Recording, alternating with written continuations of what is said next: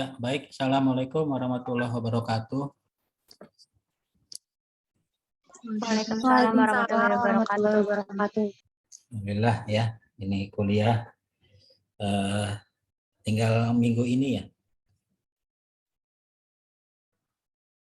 Tinggal minggu ini apa? Masih ada satu kali lagi? Tinggal minggu ini Pak, tapi kalau perlu kita nambah ya. Tambahin satu materi lagi ya, satu materi lagi karena kita samakan dengan ini, dengan kelas yang hari Jumat ya, biar sama materinya ya. Kita coba pada hari ini saya tambah satu materi yaitu tentang suspensi ya, tentang suspensi. Oke, jadi biar sama dengan yang kelas Jumat, kita coba bahas tentang suspensi aja dulu ya. Oke.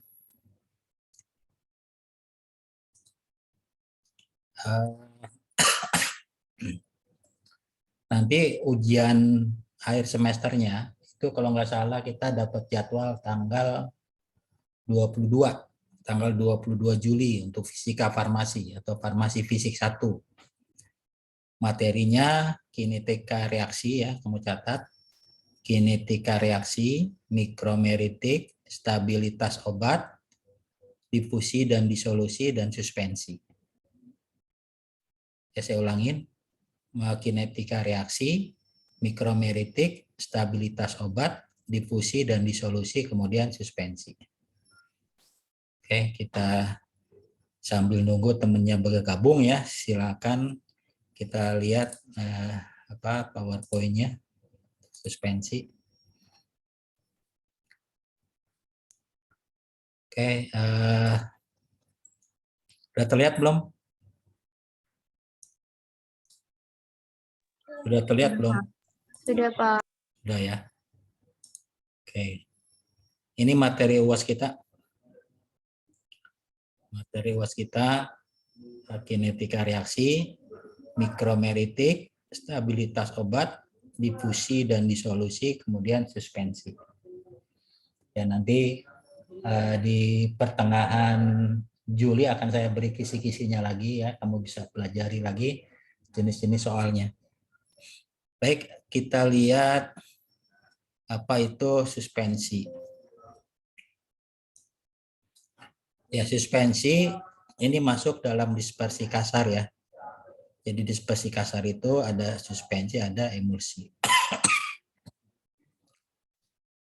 Oke, dispersi kasar, suspensi. Apa itu? Adalah suatu dispersi kasar di mana partikel zat padat yang tidak larut terdispersi dalam suatu medium cair. Partikel-partikel tersebut kebanyakan mempunyai diameter lebih besar dari 0,1 mikrometer dan beberapa dari partikel tersebut bila diselidiki di bawah mikroskop akan menunjukkan adanya gerak Brown jika dispersi mempunyai viskositas yang rendah. Ya. Jadi Anda pasti pernah mengamati yang namanya suspensi. Suspensi itu biasanya untuk obat-obat cair ya, obat mah ya. Obat mah yang kelihatannya sih homogen, tapi sebenarnya dia tidak begitu homogen ya, karena ada partikel-partikelnya yang akan mengendap ya. Kalau dibiarkan beberapa lama dia akan mengendap. Kemudian kalau kita kocok kembali, maka dia akan menyebar secara merata ya. Jadi kalau kita ingin minum obat tersebut, jangan lupa harus dikocok terlebih dahulu. Ya. Tapi kalau bentuk larutan, sirup itu udah homogen ya. Anda lupa mengocoknya juga nggak masalah. Ya. Nah, suspensi oral dalam sirup antibiotik ya, itu biasanya mengandung 125 mg sampai 500 mg. Ada sendok takarannya yang 5 mili, sendok teh itu namanya ya, 5 mili, itu mengandung 125 mg. Ada juga yang mengandung 500 mg ya. Ini biasanya dosis kuat ya, sampai 500 mg. Kemudian juga ada obat tetes ya, obat tetes dalam bentuk suspensi. Ini biasanya konsentrasinya besar. Kemudian obat-obat antasid ya. Antasid itu obat MAH, itu biasanya konsentrasinya tinggi ya, konsentrasi yang tinggi. Kemudian juga obat-obat suspensi biasanya untuk obat-obat kosmetik, obat-obat luar ya, obat kulit, obat gatal ya, obat muka ya, itu biasanya dalam bentuk suspensi, obat luar. Ini contoh gambar obat suspensi ya. Ini kebetulan saya ambilnya Milanta ya. Mungkin Anda kenal ya obat Milanta. Ini bukan endorse, tapi kebetulan aja keambil Milanta. Nah, suspensi yang dapat diterima itu seperti apa? Ya, ini pelajaran farmaseutik nih. Suspensi yang dapat diterima itu seperti apa? Ya tentu kalau kita nuang, ya, kalau kita tuang obat-obat suspensi, ya obat tadi Milanta ya kita tuang, itu ternyata yang pertama keluar itu baunya, ya baunya itu enak, nyaman di hidung, ya. Kemudian konsistensinya, ya kekentalannya juga bagus. Kemudian kalau kita rasakan di mulut, ya obat itu kok enak ya, kayak macam makan sirup permen ya. Itu syarat yang memang diperlukan agar produk itu diterima. Ya, ini bisa Anda baca ya, bahwa kalau dia obat luar, suspensinya tidak cepat menggumpal ya, atau gampang dituang. Atau obat itu si Milanta tadi tidak cepat mengendap. Ya, kalau Anda bisa bayangkan obat suspensi yang cepat mengendap, ya tentu kalau kita tuang itu yang ketuang adalah cairan supernatanya ya, kayak gumpalan putihnya doang, bukan zat aktif, atau airnya malah yang tertuang. Ya. Kemudian kalau obat luar itu kalau kita gosokkan itu mudah sekali menyebar. Mudah sekali menyebar ke seluruh daerah yang diobati. Kemudian juga biasanya kalau obat luar itu cairannya nggak cepat sekali menguap atau mengering. Kalau mengering ya nggak nyaman lah, kita pakai sebentar di kulit kok sebentar aja sudah mengering ya, atau sudah terjadi kerak ya di kulit ya, tuh ya. Jadi ini adalah suspensi yang dapat diterima sesuai dengan farmaseutik. Contoh beberapa suspensi dalam farmasi itu seperti amoxicillin ya, amoxicillin dry syrup, amoxicillin dry syrup ya, ampicillin dry syrup ya, obat-obat antibiotik sirup itu biasanya dibuat dalam bentuk granul. Kemudian baru kalau mau dipergunakan baru diencerkan dengan sejumlah volume air. Ya, diencerkan dengan sejumlah volume air ya, biasanya ditambahkan 54 ml air atau ada yang ditambah 60 ml air atau ditambahkan sampai tanda batas, di botolnya ada tanda batas ya, gitu. Kadang-kadang ini ya TTK atau asisten apoteker di apotek itu untuk menambahkan suspensi amoxicillin itu kadang-kadang suka salah kaprah ya. Ada amoxicillin trihidrat ya, dry syrup itu ada tandanya di botol, ada tanda tambahkan air sampai batas botol. Itu kadang-kadang si asisten apoteker tadi menambahkan air sampai tandanya ya, padahal serbuknya ada di bawah kan. Dituang air sampai tanda, kemudian dia kocok, selesai, langsung dia kasih ke pasien. Itu salah. Harusnya setelah ditambahkan air, dilarutkan ya, dilarutkan semua serbuknya larut, maka ditambahkan air tandanya gitu ya, bukan ditambah air tanda baru dikocok, enggak, dikocok dulu serbuknya sampai larut, baru ditambahkan air tanda Nah, itu sesuai dengan dosisnya ya. Sesuai dengan dosisnya. Itu kalau seperti itu 1 sendok teh bisa 125 mg. Oke. Kemudian ada juga oksitetrasiklin HCl ya. Oksitetrasiklin HCl itu di dalam sediaan cair dipakai garam Ca-nya ya, karena oksitetrasiklin sangat sekali mudah terhidrolisis. Abisilin dibuat dalam kemas granul, amoksilin juga dibuat dalam kemas granul. Kemudian ada juga sediaan suspensi yang terdiri dari partikel yang terdispersi yang dapat menaikkan luas permukaan di dalam saluran pencernaan, sehingga dia dapat mengabsorpsi toksin atau menetralkan asam yang diproduksi oleh lambung. Kaolin ya, untuk obat mules nih ya, kaolin, Mg karbonat, pencernaan, Mg trisilikat ya. Itu kalau kaolin kayak Anda minum tanah liat gitu ya, seperti itu. Sifat adsorpsi dari serbuk halus yang terdispersi dapat digunakan untuk sediaan yang berbentuk inhalasi ya tuh. Kemudian ada juga yang gampang menguap, misalnya mentol, eukaliptus ya. Itu biasanya agar bertahan ditambah Mg karbonat. Kemudian ada juga klorampenikol. Klorampenikol aja, serbuk klorampenikol itu rasanya pahit ya. Kalau Anda buka serbuk atau kapsul klorampenikol di dalam ruangan apotek ya, itu pasti baju Anda akan bau atau tenggorokan Anda akan terasa pahit. Karena serbuk klorampenikol itu memang sangat luar biasa pahitnya ya.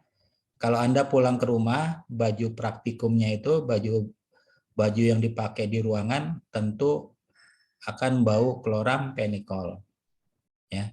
Maka itu biasanya untuk suspensi klorampenikol dipakai klorampenikol palmitat. Kemudian ada juga untuk pemeriksaan X-ray ya, pencitraan. Kalau Anda di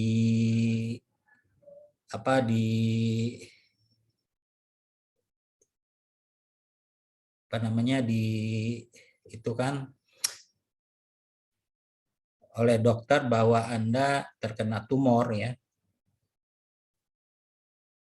maka Anda akan diperiksa X-ray-nya agar ada kelihatan tumornya. Biasanya disuntik dengan suspensi barium sulfat. Suspensi barium sulfat itu untuk pencitraannya. Itu disuntiknya sakit ya, melalui pembuluh darah ya. Itu saya pernah ngalamin. Disuntik ya, dilihat paru-parunya apakah ada tumor atau enggak. Kemudian suspensi untuk sediaan berbentuk aerosol. Kayak itu yang atas tadi yang saya bawakan sifat dari farmaseutiknya. Karena kalau kita lihat sistem atau sifat antarmuka dari partikel yang tersuspensi. Dilakukan suatu kerja W, ya W itu work ya, untuk memperkecil suatu padatan menjadi partikel-partikel kecil dan mendispersikannya dalam suatu pembawa. Hal ini membuat sistem tidak stabil secara termodinamik. Partikel berenergi tinggi dan cenderung mengelompok kembali sedemikian rupa untuk mengurangi luas permukaan total dan memperkecil energi bebas permukaan. Nah, ini sifat dari suatu kerja ya, W. W itu kalau dalam fisika dasar ya, W itu adalah hasil kali antara F dengan jaraknya, gaya dengan jarak ya. Nah, kalau di fisika farmasi atau di suspensi ini, energi ini berupa energi partikel tinggi yang cenderung berkelompok ya. Oleh karena itu, partikel dalam suspensi cair cenderung untuk berflokulasi, saling mengelompok atau saling berflokul ya, akan nempel satu sama lain, membentuk suatu gumpalan yang lunak dan ringan yang bersatu karena adanya gaya, yaitu gaya van der Waals. Ya, gaya van der Waals. Cracking seringkali terjadi karena pertumbuhan dan perleburan kristal bersama-sama dalam endapan membentuk agregat padat. Itu cracking ya.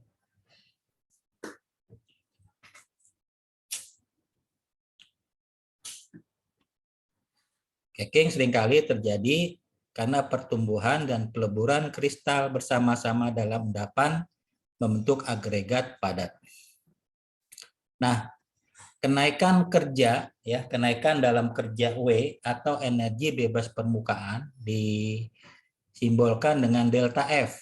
Ya, delta F ini delta F diperoleh dengan membagi zat padat menjadi partikel-partikel yang lebih kecil dan mengakibatkan meningkatnya luas permukaan total.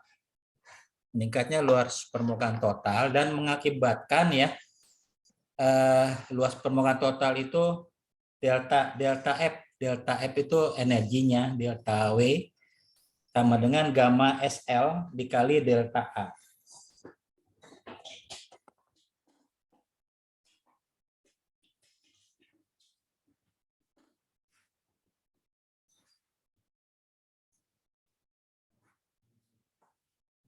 Ya, delta F sama dengan gamma. Gamma ini tegangan permukaan, S itu solid, L itu liquid. Tegangan permukaan antara padat dan cair. Solid padat, L itu liquid dikali delta A. Delta A itu adalah luas permukaan total. Agar stabil, ya, energinya harus 0. Agar stabil, delta F sama dengan 0. Dapat dicapai dengan pengurangan tegangan permukaan, energi bebas permukaan atau luas permukaan. Tegangan antarmuka dapat dikurangi dengan penambahan suatu surfaktan ya. Jadi kalau Anda sudah praktikum farmaseutik ya, untuk membuat suatu suspensi, misalnya suspensi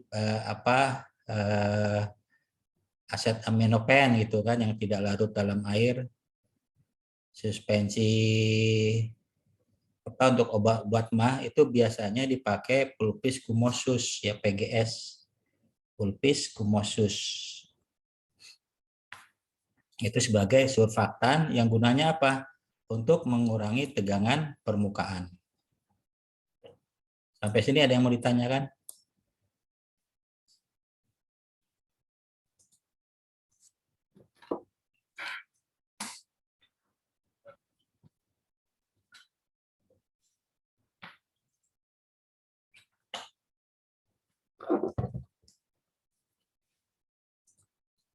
Oke, lanjut ya. Pengendapan dalam suspensi. Kan namanya juga suspensi ya, berarti obat-obatnya atau zat aktifnya pasti mengendap. Namanya suspensi. Kalau emulsi enggak ya, karena emulsi sudah homogen ya. Kita tambahkan zat pengemulsi. Kalau suspensi, walaupun ditambah suspending agent, tetap dia mengendap. Nah, agar tidak mengendap tentu ada teorinya ya. Kita memakai di sini hukum Stokes. Hukum Stokes dirumuskan V sama dengan D kuadrat kali rho S min rho 0 kali G per 18 kali N0. N0 itu adalah viskositas cairan. V adalah volume ya. V itu adalah kecepatan. V itu adalah kecepatan partikelnya. D diameter partikel, rho solid ya, massa jenis partikel, rho 0 massa jenis cairan, G itu gravitasi. Gravitasi nilainya 9,8 dibagi 18 N0. N0 itu viskositas cairan. Suspensi encer plus minus ya 2 gram atau 2% ya. 2% itu adalah 2 gram per 100 ml cairan. Ya. Suspensi yang kalau misalnya suspensi 5%, 10%, itu biasanya suspensinya kadarnya tinggi dan biasanya itu terjadi tumbukan partikel-partikel sehingga menyebabkan kalau partikelnya saling bertumbukan, hukum Stokes ini tidak bisa berlaku, ya, hukum Stokes. V sama dengan D kuadrat rho S min rho 0 kali G dibagi 18 N0. Hukum Stokesnya nggak berlaku, ya, ingat ya. Kalau 5% ke atas itu hukum Stokes nggak berlaku. Nah, ini hukum Stokes digambarkan dengan rumus yang lain, V sama dengan K kali D kuadrat rho S min rho 0 per viskositas. Nah, K di sini, ya, K di sini itu digambarkan dengan variabel atau apa angka yang lain, ya.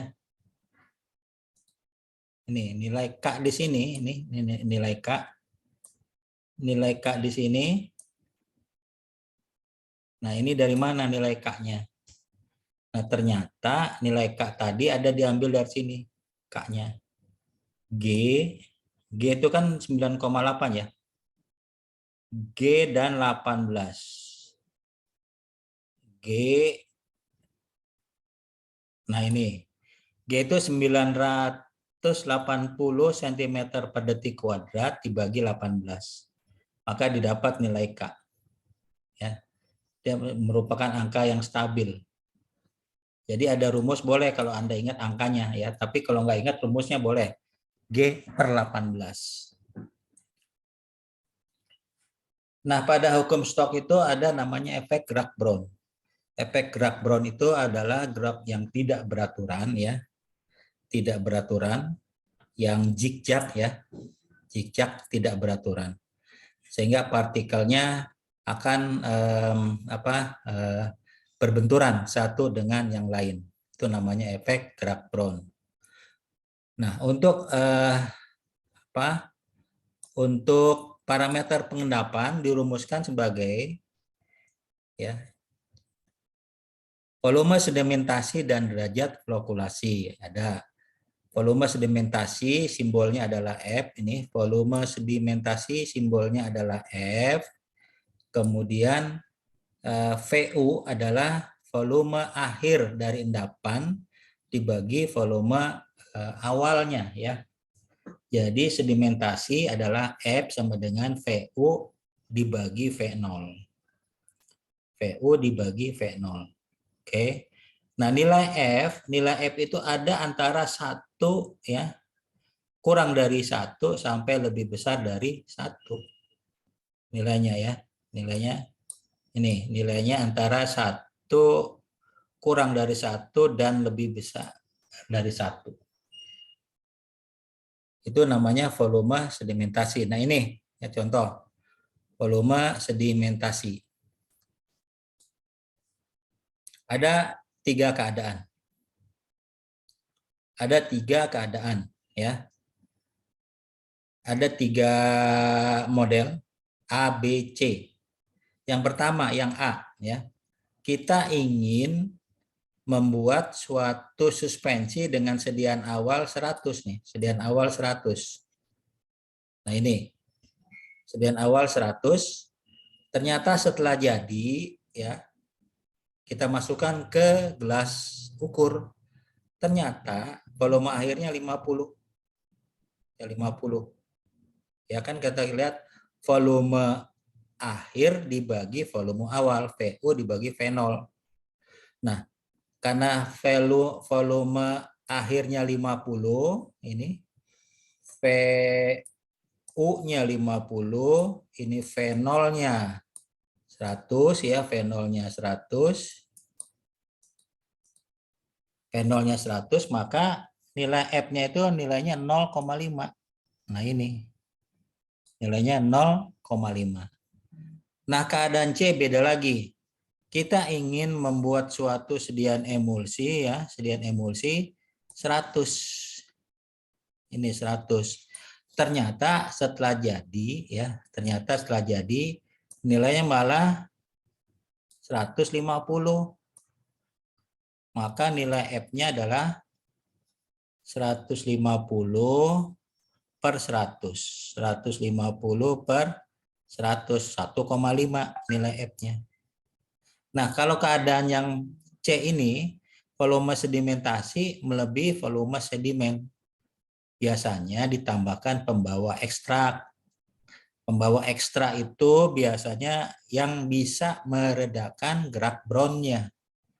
Ini terjadi karena geraknya aktif ya, partikelnya aktif sehingga terjadi gerak brown, sehingga partikelnya mendilatasi naik ke atas dan volumenya melebihi. Maka biasanya ditambah gliserin ya, tambah gliserin misalnya dari suatu resep ditambahkan 10 ml digerus. Nah, itu sudah meniadakan gerak brownnya. Dan keadaan yang B ini adalah keadaan yang cocok. Ya, ini dia. Kita ingin buat 100, setelah kita tuang jadinya juga 100 endapannya ya. Dan ini sangat disukai secara farmasetis. Produk biasanya ini disebut dalam kesetimbangan flokulasi ya, secara farmasetik ini dapat diterima. Oke. Jadi ada yang A, B, dan C.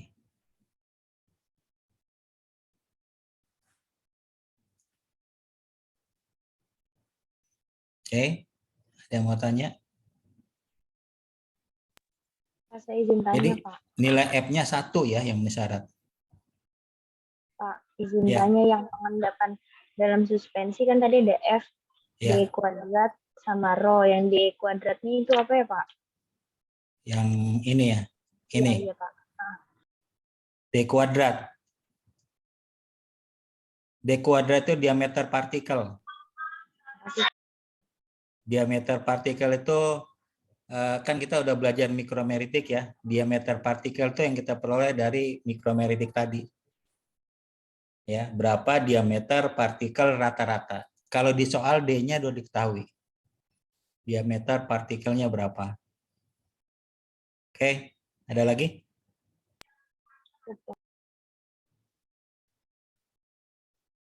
Oke, jadi dari gambar A, B, C ini, yang B ini adalah yang memenuhi syarat. Karena kita ingin membuat 100 suspensi, 100 mili suspensi, ini semua terdistribusi semua 100. Kalau yang A ini kita ingin buat 100, ya ternyata malah pengendapan, ya 50, ya padat. Kalau ini mendilatasi, mengembang, botol yang kita siapkan 100 mili ternyata luber, ya mengembang tadi. Ya, jadi diperlukan botol yang lebih besar lagi. Kalau yang ini dosisnya pekat, kalau ini yang ini pas, kalau ini dosisnya kurang, ya. Oke, lanjut.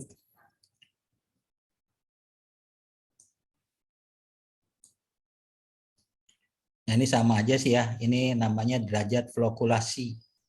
Derajat flokulasi beta ya.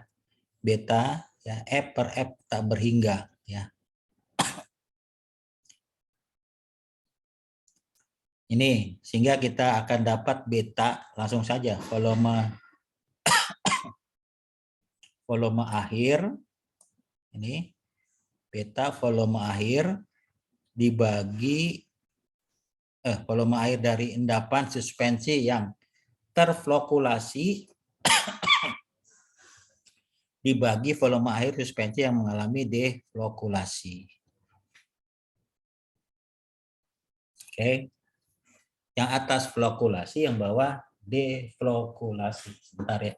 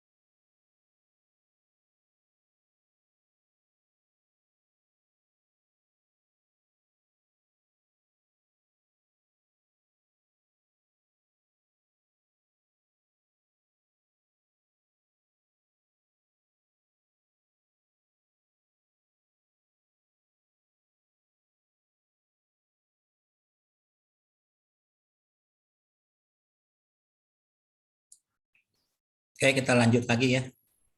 Nah, tadi ada kata flokulasi dan deflokulasi. Coba Anda baca. Kalau kita ingin membuat suatu suspensi, mana yang kita ambil sifatnya? Flokulasi atau deflokulasi? Coba Anda baca dulu.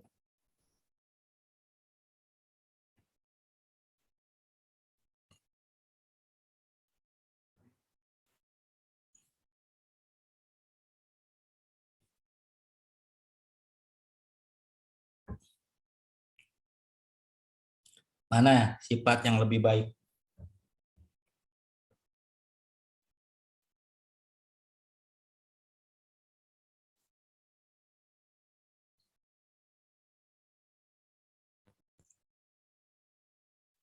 Oke, yang mana?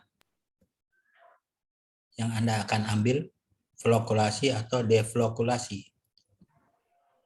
Kalau yang flokulasi, sedimennya mudah terdispersi kembali, Pak. Tapi kalau yang deflokulasi, sukar terdispersi kembali cake-nya.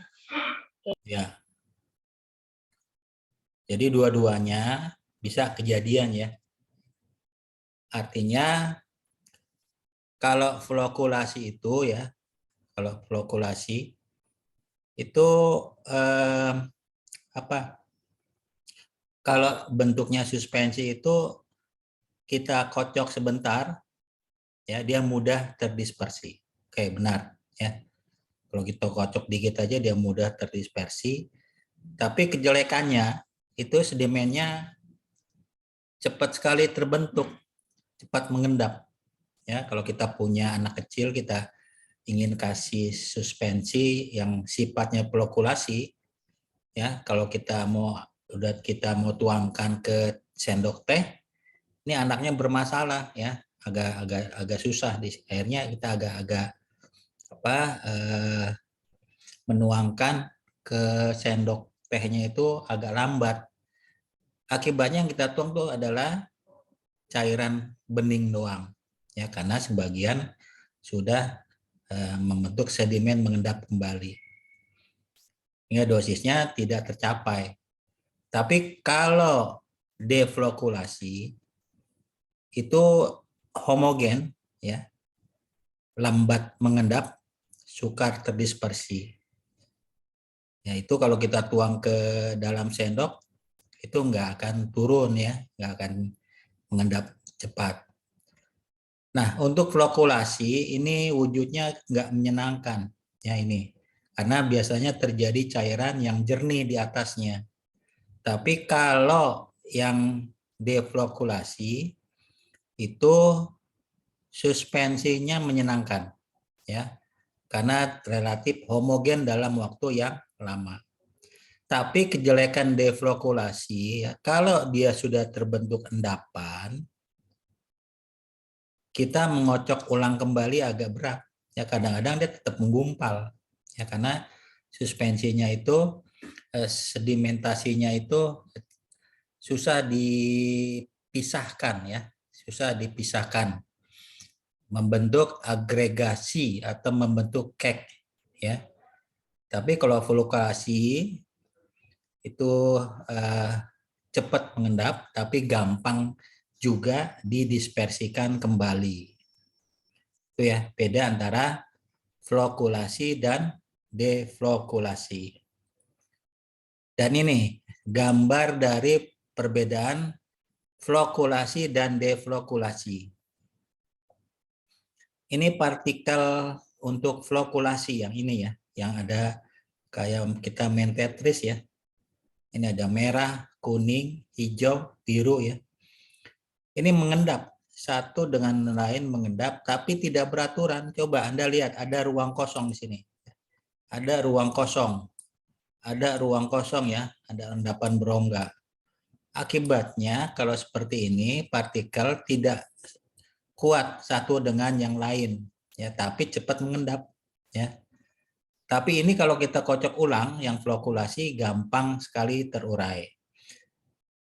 Ya, tapi kalau buat ada rongga-rongga yang kosong gini, artinya kan dosisnya nggak sama. dosisnya nggak homogen, ya. Dosisnya nggak homogen, ada ruang-ruang yang kosong. Tapi kalau deflokulasi Anda lihat, semua rongga akan terisi dengan partikel, ya, sampai nanti ke atas ya, terisi dengan rongga partikel.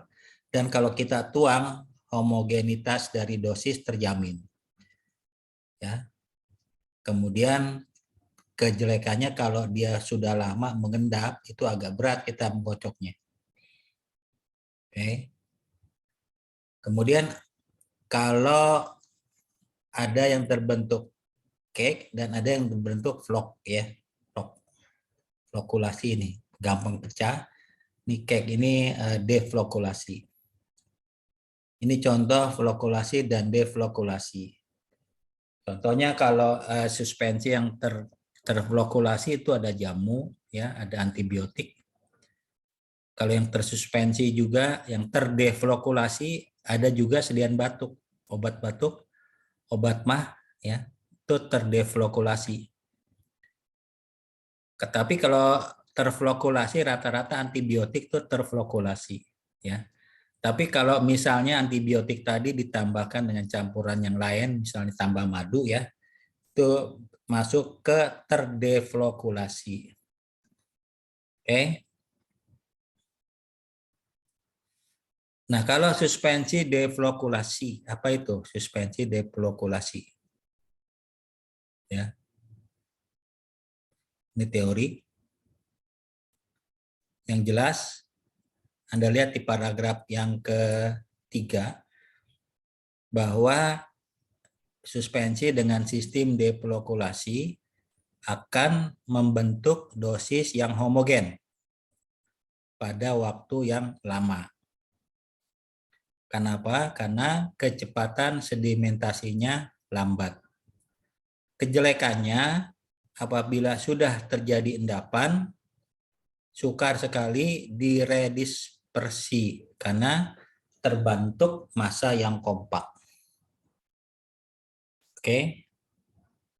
Sistem deflokulasi dengan viskositas tinggi akan mencegah sedimentasi. Jadi caranya itu ya, kita buat viskositasnya tinggi. Ya. Nah, viskositas tinggi ya tentu dikaitkan dengan diameter partikelnya, ya. Kemudian massa jenis partikelnya, ya, itu mengakibatkan nanti viskositas tinggi. Kemudian suspensi flokulasi,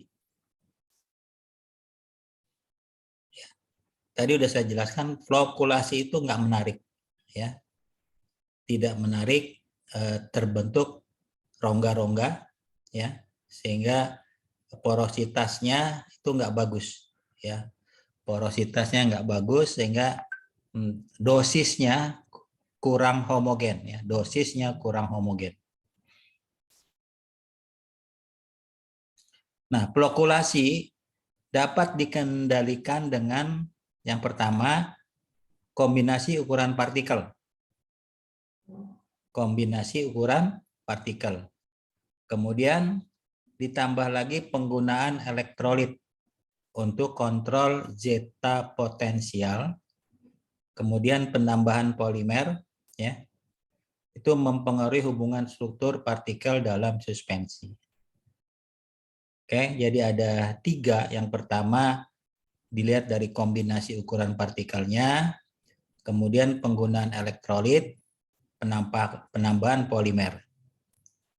Nah, bagaimanakah kalau zat-zat pembentuk flokulasi tersebut? Yang pertama elektrolit. Nah, elektrolit ini itu bekerja sebagai zat yang memflokulasi barir elektrik antara partikel-partikel tersebut. Nah, penambahan elektrolit ini dalam suspensi mengubah zeta potensial dari partikel yang terdispersi. Ya, jadi dia akan merubah zeta potensial. Nah, contohnya apa? Misalnya natrium asetat, sitrat, AlCl3, ya, aluminium klorid, kalium hidrogen fosfat, KH2PO4. Misalnya contoh pada penambahan kalium fosfat berbasa 1 dalam suspensi bismut subnitrat menyebabkan potensial zeta berkurang. Zeta potensial menjadi lebih kecil karena terjadi jembatan antara molekul yang terdispersi sehingga endapan bersifat longgar. Perlu sekali diperhatikan valensi karena makin tinggi valensi akan makin efektif elektrolitnya. Nah, itu ya. Jadi kalau ditanya contoh elektrolitnya, natrium asetat, natrium fosfat, sitrat, kalium hidrogen fosfat ya, dan air Cl3. Nah, mana itu zeta potensial ya? Ini adalah kurva potensial zeta. Ini gambarnya kelihatannya. Ini kurva zeta potensial. Yang ini ya ada titik-titiknya. Nah ini kurva zeta potensial. Ini juga menggambarkan kurva zeta potensial. Di sini ada perbandingan antara VU per V0, nilai F. Nilai F di sini, ini nilai F. Nah, yang sebelah kiri, ini F-nya kurang dari 1. F-nya kurang dari 1. Yang ini F-nya juga kurang dari 1. Ya, di bagian tengah ini adalah yang netral. Yang ini F-nya sama dengan 1. F-nya sama dengan 1. Kalau yang F-nya kurang dari 1, terbentuk zona Keking ya yang bermuatan positif. Juga di sini membentuk zona Keking bermuatan negatif. Jadi mana penambahan potensial? Yaitu dengan penambahan zat. Nah ini penambahan apa? Konsentrasi kalium hidrogen fosfatnya. Jadi kalau ditambah sedikit, ya mungkin masih terbentuk di zona Keking ini ya, zona F kurang dari 1. Ditambah lagi, nah di sini penambahannya adalah berkisar di tengah ini. Ditambahkan sehingga nanti akan terbentuk F sama dengan 1. Ya, kalau kebanyakan juga akan terbentuk zona Keking lagi ya, di mana F-nya juga bisa kurang dari 1. Jadi ini fungsi dari larutan elektrolit. Jadi larutan elektrolit ada yang bermuatan positif, ada bermuatan negatif. Oke, sampai di sini. Kemudian ditambah surfaktan. Yang kedua, tambah surfaktan. Yang pertama elektrolit, yang kedua surfaktan. Nah, surfaktan itu menyebabkan flokulasi karena menetralkan muatan-muatan antara partikel dengan sistem deflokulasi. Surfaktan non-ionik tidak terlalu berpengaruh mengadsorpsi lebih dari 1 partikel. Ya, jadi surfaktan itu memang sering sekali kita pakai. Kemudian ada lagi yang ketiga polimer ya. Polimer itu pati, alginat, selulosa, tragakan, karbomer, silikat ya. Ini tambahkan polimer gunanya apa? Untuk mengontrol derajat flokulasi ya. Tuh. Kemudian ada lagi pertimbangan rheologi. Nah, pertimbangan rheologi itu ada beberapa yang perlu kita pelajari ya karena kita belum masuk rheologi. Nanti di fisika farmasi yang berikutnya akan saya ajarkan pertimbangan farmakologi. Di sini ada aliran plastis, ada aliran pseudoplastis, ada aliran dilatan. Nah, aliran plastis itu biasanya kalau kita kocok ya, suspensinya kita kocok hanya dengan sedikit tenaga saja ya, maka dia sudah akan cair ya, sudah akan homogen ya. Ini terlihat dari kurvanya ini yang tidak memulai dari titik 0. Jadi harus ada ekstra tenaga dulu sampai di titik ini ya. Kalau yang Newton itu dari titik 0 kita angkat dikit dia udah cair. Kalau ini agak kental dikit kita angkat ya, kita kocok, baru dia akan cair. Inilah yang kita sebut sebagai aliran plastis. Kalau aliran pseudoplastis ini dia membentuk seperti kurva parabola melengkung ya. Seperti kurva parabola melengkung. Nah ini ya. Ini artinya bahwa tidak ada nilai ambang gerak. Zat akan mengalir kalau kita beri tekanan, ya tekanan kocok. Dan kemiringan kurva akan naik dengan naiknya kecepatan kocok. Ya. Jadi ada yang sebelah bawah ini namanya tekanan geser, ya. Atas ini adalah kecepatan gesernya. Jadi kalau kita beri tekanan atau kita kocok ya ke arah kanan, maka cair dia, akan cair. Ya. Nah, zat-zat yang akan menyebabkan aliran pseudoplastis adalah pulpis gumi arabicum, gom alam atau gom sintetik juga bisa. Seragakan, natrium alginat, ya, CMC, karboksimetil selulosem ya, yang biasa membuat es mambo ya, campurannya. Ini biasanya ditambah CMC biar kental. Nah, aliran dilatan ini adalah aliran yang volumenya bertambah. Kalau kita lihat kurvanya ini mendilatasi ya, kayak di atas parabola. Nah, biasanya itu konsentrasinya tinggi suspensinya, di atas 50% ya. Di atas 50% akan mengakibatkan aliran dilatan.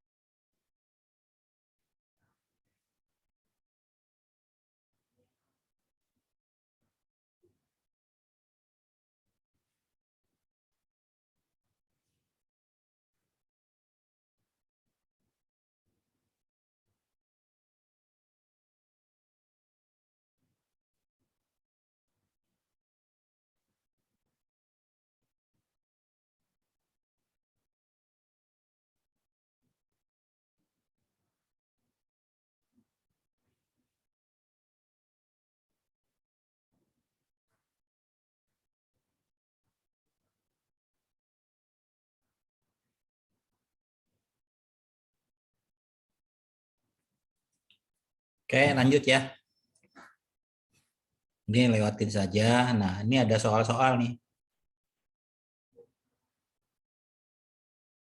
Oke, sampai di sini.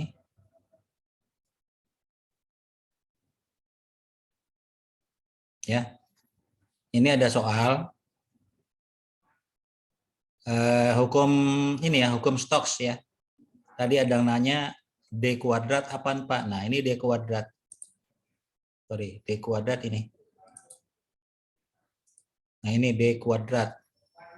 Diameter partikel rata-rata 100 mikrometer. Ini D-nya ya. Kemudian kerapatannya berapa? Kerapatan partikel. Berarti apa ini? Kerapatan partikel nih mana sih ini? Kerapatan partikel ini rho.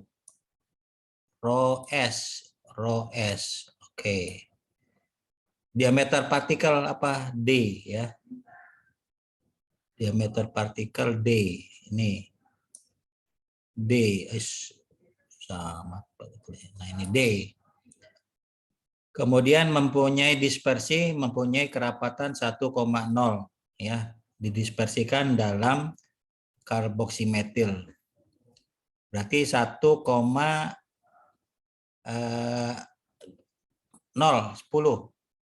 Ini namanya rho 0 ya.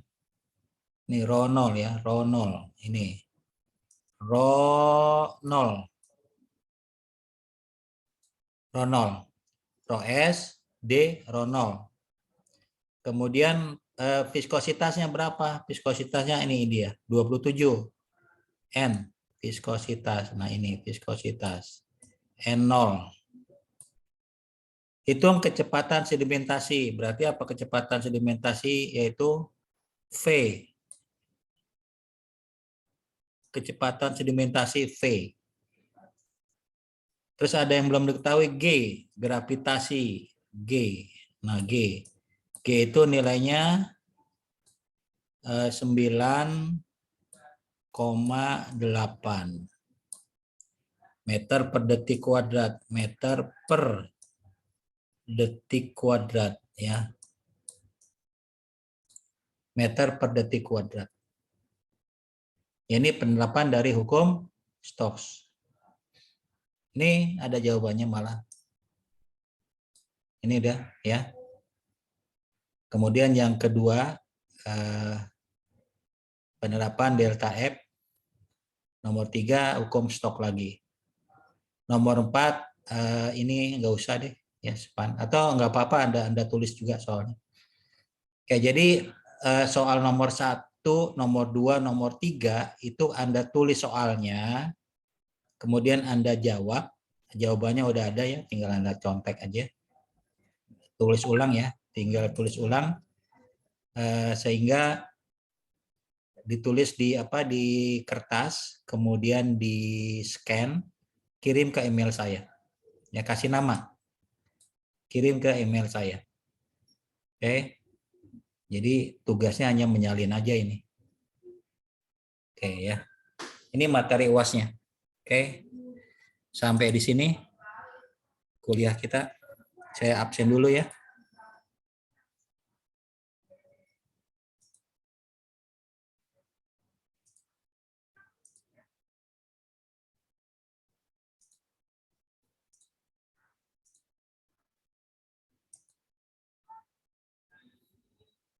Bapak, materinya nanti bisa dibantu di-share kan ya, Pak? Yang Kenapa? barusan. Materinya nanti di-share ya, Pak? Oh ya, Buat nanti tugas. saya share di grup ini aja.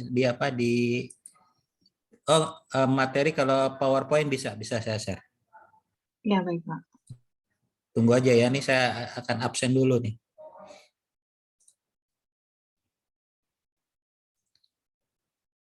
Ini kelas 2A ya?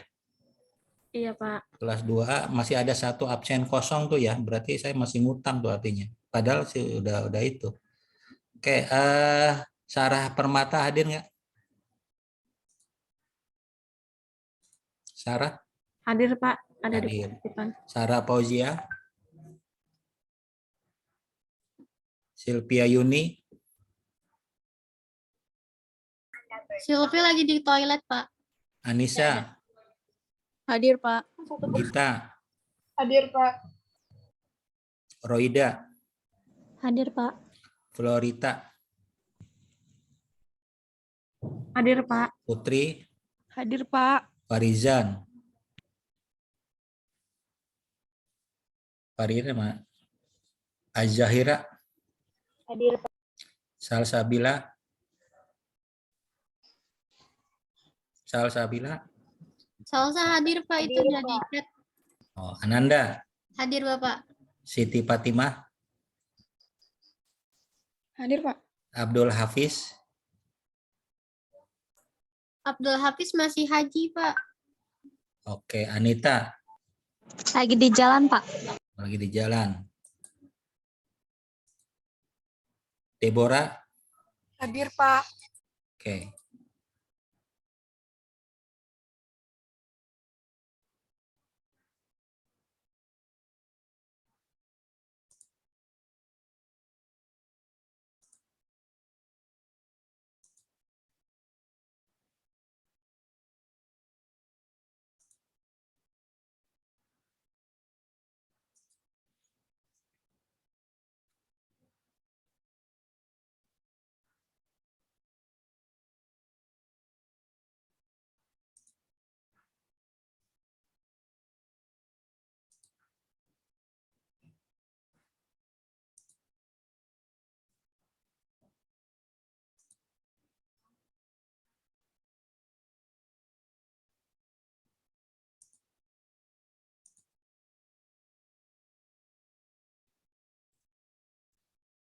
Ya, di kolom chat sudah saya share kuliah hari ini ya. Ada tugas-tugasnya juga.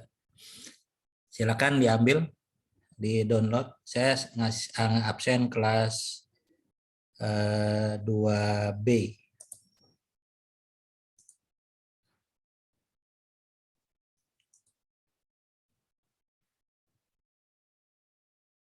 Kelas 2B, Diah Ayu Primastuti. Hadir? Hadir, Pak. Hadir ya. Anita Rahman, Hadir, Pak. Mala Komalasari, Hadir Pak. Muhammad Romli, Hadir, Pak. oke, Yulita, Hadir, Pak. Yusnia, Hadir Pak. Ravelina, Hadir, Pak. Lulu. Lulu ada Lulu? Pak. Ade Sukma, Udah keluar, Pak. luar. Septi, Hadir Pak. Siti Nurmaya, Lulu hadir Pak. Ayodia, Ayodia Al-Jahra. Mana Ayodia? Enggak ada ya. Fahmi, Nggak ada, Pak, di partisipan, Pak. ada. Ayo dia ada. Oh, Fahmi, Lagi di jalan Pak. Sulistiani, Hadir Pak. Ananda, Hadir Pak. Sri Amalia Majid, Hadir, Pak. Iskandar Hakim, Hadir, Pak. Nia Febriana, Hadir, Pak. Azahra, Hadir Pak. Arta Junita. Ada nggak di kehadiran? Mutiara Andini, Hadir, Pak. Nia Mulyani, Hadir, Pak. Septia Wafa, Ada, Pak. Ada di Pak. chat. Lagi di jalan Pak. Indah Oktavia, Hadir Pak. Hovifa, Hadir Pak. Teguh Setiawan, Hadir. Arif Pitakoroni. Ada? Ada nggak di partisipan? Siti Azkia, Hadir, Pak. Siva, Hadir, Pak. Ilmi Aulia Robani, Hadir, Pak. Selinia, Hadir, Pak. Silpi Nuraini.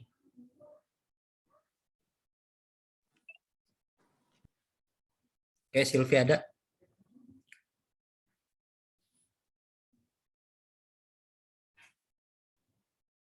Nggak ada ya? Siti Nurmaya hadir, Bapak. Oke.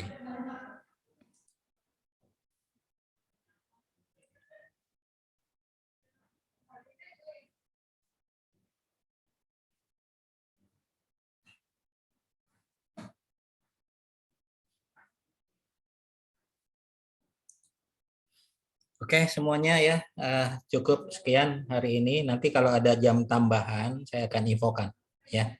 Sekian semuanya. Assalamualaikum warahmatullahi wabarakatuh. Waalaikumsalam warahmatullahi wabarakatuh. Terima kasih. Pak. Oke ya, belajar ya. Baik, Pak.